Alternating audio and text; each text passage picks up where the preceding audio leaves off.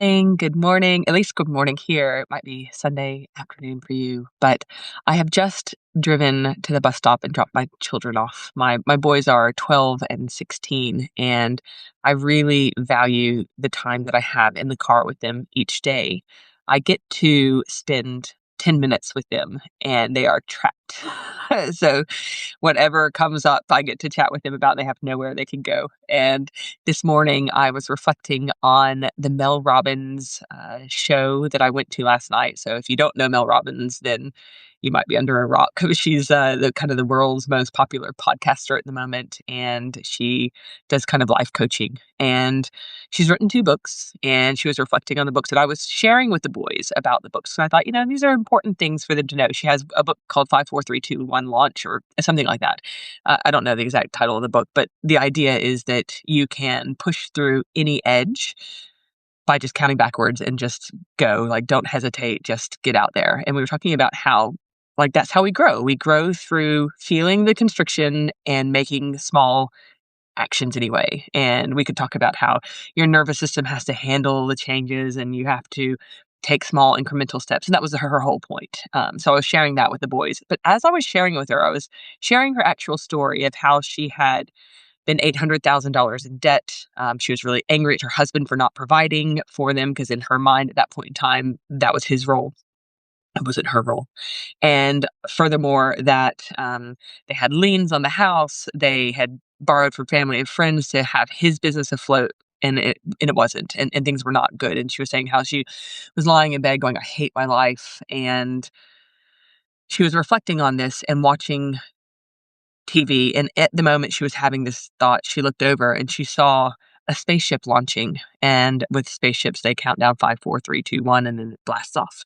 And it was a moment of time where the right message came.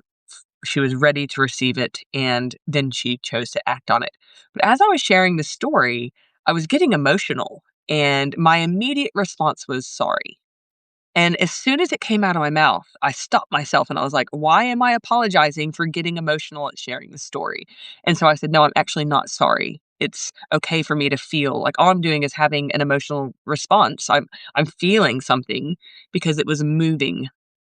And after I finished my story, my son said, why did you get sad about that? And I said, I actually wasn't, tears don't have to mean sad. I said, my tears were an emotion. And so I was having an emotional reaction. I was having a chemical reaction to sharing that story.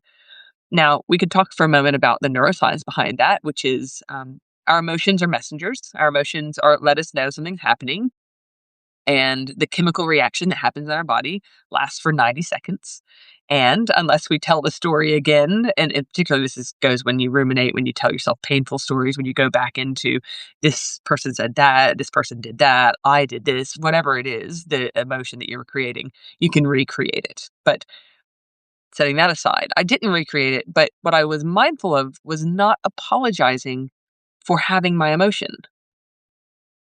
And so this is really important, right? Because we need to be able to be like, I need to be able to show my children that it's safe and it's okay to be vulnerable. I need to be able to feel that it's safe and it's okay to feel vulnerable. Because for me, vulnerability is, as an Aries rising, we do not like showing our vulnerability, but this is something I'm learning that is so important.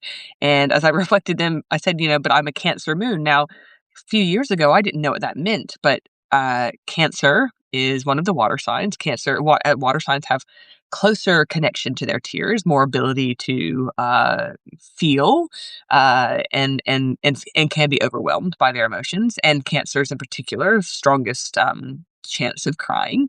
And I said, this is how I am, and it's okay for me to be this way. And I want to show you that it's okay to, feel your emotion. Anyway, so I've dropped him off and I thought, you know what, I'm going to jump on here and reflect that because maybe it's a message that you need to hear that it's important for us to not apologize for our emotions. Our emotions are just messengers. And we, I actually saw a little video the other day. A neuroscientist was talking about emotions, and she said, you know, one of the reasons we continue to tell the story is because we don't allow ourselves to feel it fully. So to actually feel it in our body in that 90 seconds when we're having that chemical reaction, to be able to go, yeah, I'm going to feel this entirely in my body right now so that I can let it go. So the next time you feel something, whether it's something overwhelming or something, it's not like we spend our time like going over and over our happiest memories and, getting flooded with beautiful, things. What we tend to focus on is the negativity bias. We focus on the things that aren't right, right? So, one, to allow yourself to feel it fully. Two, to not apologize for feeling your emotions. And three, to know that they will pass, that we get to choose whether we tell ourselves the story again or not. And as I was saying to my son the other day, like we can only hold one thing in our brain at a time. We can not hold anxiety and hold joy. And gosh, I listened to someone a while ago. I think the name Martha Beck's coming up. I don't know if that's correct, but she's written a book about how the best way to beat anxiety is to bring up joy. So to actually sit with the joy, because we cannot hold both emotions at the same time. So if it feels like too much of a stretch to go to joy, even when things come up, can you find something that is not um, gripping? Right? Can you bring your attention back to your feet? Can you bring your attention to your jaw, to your chest? Can you ground yourself? Even bringing your attention back to your body takes you away from the anxiety. Okay. All right. Have a beautiful day. I'll speak to you soon.